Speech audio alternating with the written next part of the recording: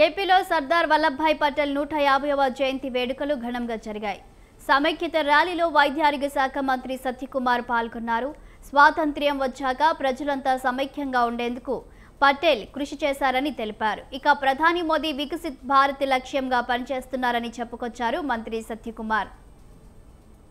ఆనాటి ఉక్కు మనిషిగా పేరు కలిగిన సర్దార్ వల్లభాయ్ పటేల్ ఆనాడు 525 సంస్థాల్లో 562 సంస్థానాల్ని అందరితో సంస్థానాధీశులతో ఆనాడు రాజులు ఉండేవారు. రాజులతో మాట్లాడి భారతదేశంలో విలీనం చేశారు. ఒక సంస్థానం జునాగఢ్, జామ్నగర్. ఆనాడు నేను పాకిస్తాన్లోకి వెళ్ళిపోతానంటే ఆయన పిలిచి ప్రేమగా ఆత్మీయంగా చెప్పి ఆయన కూడా దారులు తెచ్చి ఆ సంస్థానాన్ని కూడా భారతదేశంలో విలీనం చేశాడు.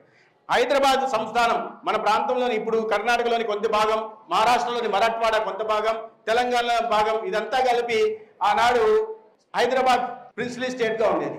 దాన్ని ఆయన దారిలోకి రాకపోతే ఆనాడు నిజాంగా ఉంటున్న మీర్ ఉస్మాన్ అలీ ఖాన్ నేను పాకిస్తాన్లో కలుస్తానని చెప్పి ప్రకటిస్తే అప్పుడు సర్దార్ వల్లభాయ్ పటేల్ గారు ఆపరేషన్ పోలో తీసుకొచ్చి 4 రోజుల్లోనే మోకాళ్ళ మీద నిలబడేలాగా చేసి ఆనాటి ఆయన సైన్యం రజాకారులను అణచివేసి ఆ హైదరాబాద్ సంస్థానాన్ని ఇవాళ భారతదేశంలో చేర్పించడానికి ప్రధాన కారణం అదే. లేకపోతే ఇప్పుడు చెప్పినట్టుగా వీజా తీసుకుని వెళ్లాల్సి వచ్చేది. ఈనాడు ఈ దేశం ఐక్యంగా ఉండడానికి ఆనాడు సర్దార్ వల్లభాయ్ పటేల్ గారు చేసిన సేవలు ఏంటో మనకు అర్థమవుతాయి.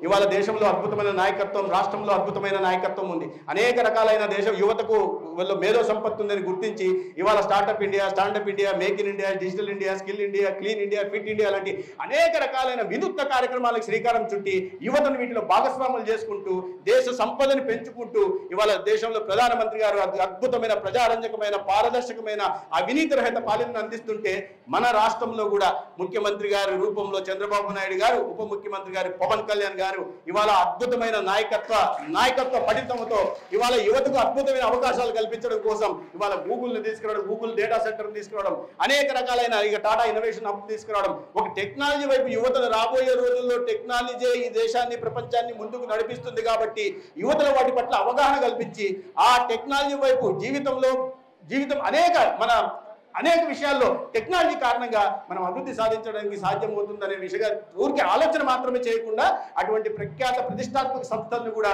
మన రాజధానిలోకి, మన విశాఖపట్నంలోకి, మన అమరావతిలోకి తీసుకొచ్చి రాబోయే రోజుల్లో ఆంధ్రప్రదేశ్ ప్రజల తలసరి ఆదాయాన్ని పెంచి వారి జీవన ప్రమాణాలు పెంచే దిశగా కూడా ఇవాళ పైన ఈ డబుల్ ఇంజన్ ప్రభుత్వ ప్రధానమంత్రి గారు